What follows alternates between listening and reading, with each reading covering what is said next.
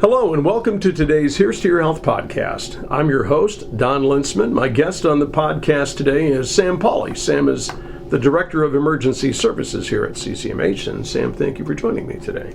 Thank you very much for having me. It's been a while since you've been here, so it's kind of nice to have you back. Hopefully things are going well in ER. They are. It's always good to be back. Good. Glad to hear that.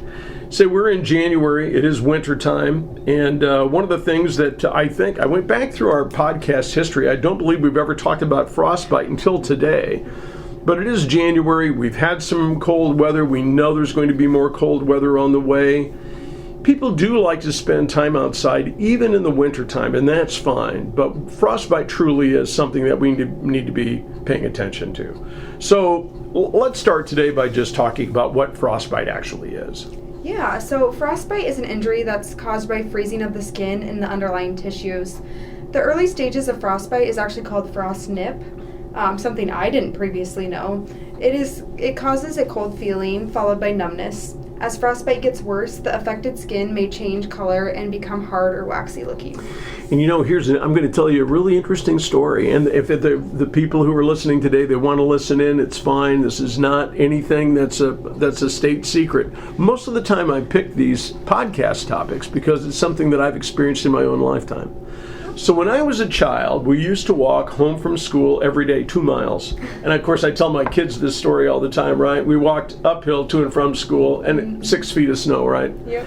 But this would have been in the mid-1970s, so we're talking 50 years ago. 50 years ago, maybe even a little bit longer ago than that, more than that actually, probably more like 55 years ago.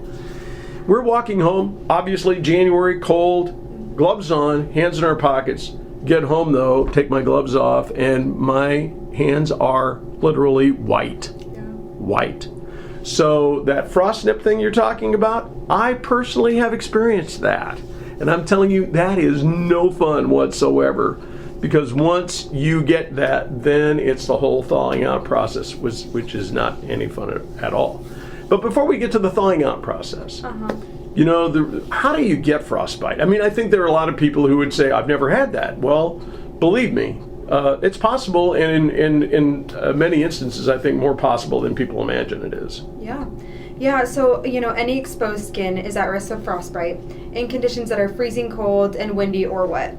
And like you said, frostbite can also occur on covered skin by gloves or other clothing. Mild frostbite gets better with rewarming, but always seek medical attention for anything more serious than mild frostbite, because this condition can cause permanent damage to the skin, muscle, bone, and other tissue. And I'm happy to report that I am no worse for the wear, at least not that I'm aware of. We only worked on my hands, though. We never worked on my brain. So maybe there's an issue there. My guest on the podcast today is Samantha Pauley. Sam is the Director of Emergency Services here at CCMH. We're talking about frostbite and what to do about that. So let's go back to the beginning and talk a little bit about what some of the symptoms of frostbite are. Yeah, so symptoms of frostbite include that numbness, tingling, which I'm sure many have experienced, patches of skin in shades of red, white, blue, gray, purple, or brown. The color of the affected skin depends on how serious the frostbite is and the usual skin color of the person. Other symptoms can include cold, hard, waxy-looking skin, clumsiness due to your joints stiffening, of course the pain, and the blistering after rewarming. Frostbite is the most common on fingers, toes, ears, cheeks, chin, and tip of the nose. Because of numbness, you may not notice right away that you have frostbite until someone else points it out. And I would suggest, and you probably in your medical background would be able to confirm for me, that your appendages, especially when you're talking about your toes and your fingers, are the most likely of the candidates for frostbite. Yeah, of course. So, your circulation all comes from the center of your body, so those appendages are the last places to get perfused. So it's just extremely dangerous with the fingers, toes, nose.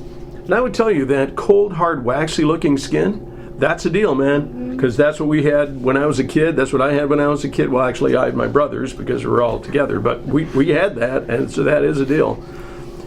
So we talked earlier about the stages of frostbite. Let's go over that again so that people understand what those are. Yeah, so there are multiple stages of frostbite. First starts frost nip. Frost nip is the early stage of frostbite. Symptoms are pain, tingling, and numbness. Frost nip doesn't cause permanent damage to the skin. Then it goes to mild to moderate frostbite. Frostbite causes slight changes in the skin color. The skin may begin to feel warm. This is a sign of serious skin involvement. If you treat frostbite with rewarming at this stage, the surface of the skin may look patchy. The affected area may sting, burn, and swell. A fluid-filled blister may form 12 to 36 hours after rewarming. This stage is also called superficial frostbite. And then lastly, we have deep frostbite. As frostbite progresses, it affects all layers of the skin and tissues below. The affected skin turns white or blue-gray. Large blood blisters may appear 24 to 48 hours after rewarming. Weeks after the injury, tissue may turn black and hard as it dies.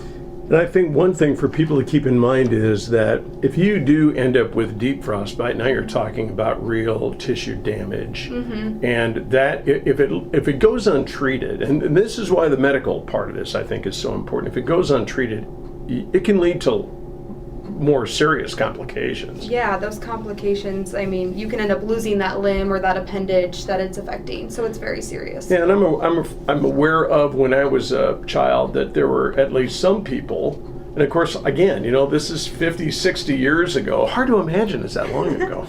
Start remembering all this stuff. But back in the day, people would end up with gangrene, and that's pretty serious. Yeah, you definitely don't want to play around with that. And of course, we have multiple places. If this were to occur, we would send you and get the best care possible. Yeah, especially for something that's extremely serious. That's that serious, yes. My guest on the podcast today is Samantha Pauley. Sam and I are talking about frostbite. Sam is the Director of Emergency Services here at CCMH. And I think that leads us, Samantha, to the final part of our podcast, and it's really understanding if you think you have frostbite, what happens next? What should you do about that? Yeah.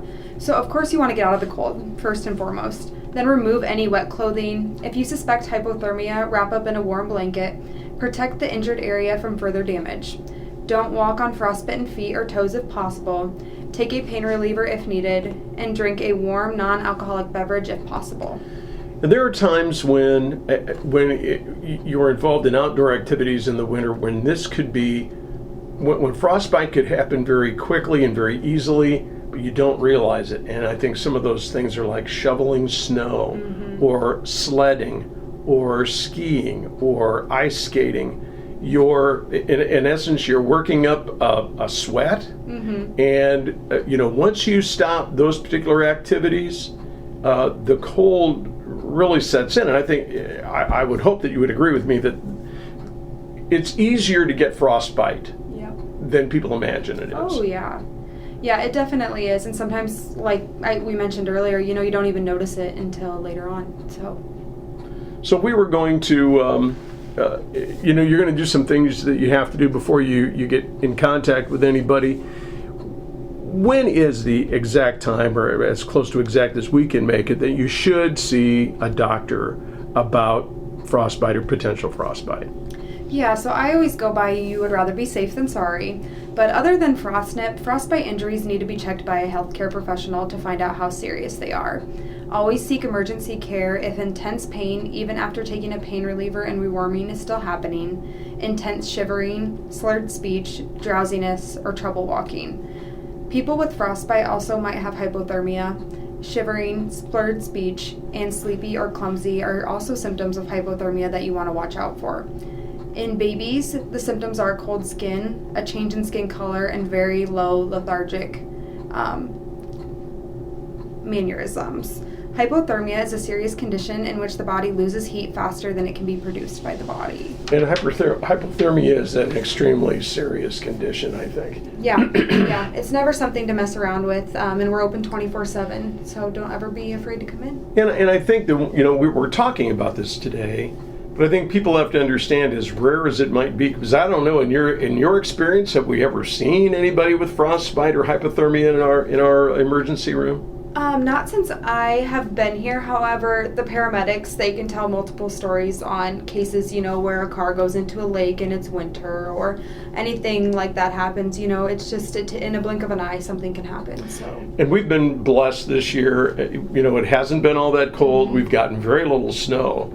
So right now, we might look at each other and say, this really isn't much of a concern. But I think there's a lot of winter left. I mean, we're going to go through the middle of March yet, so we've got 60 days left of winter, and I want to make sure that people understand, just because it's not a concern today, that it could be in the future. Exactly. I mean, I'm sure most of us grew up in the Midwest, but nothing ever surprises you anymore, so who knows? Absolutely. Well, Sam, I appreciate your time today. Thank you very much. Thank you for having me. My guest on the podcast today is Sam Pauley. Sam is the Director of Emergency Services here at CCMH. We've been talking about frostbite. Want to remind everybody to stay safe this winter.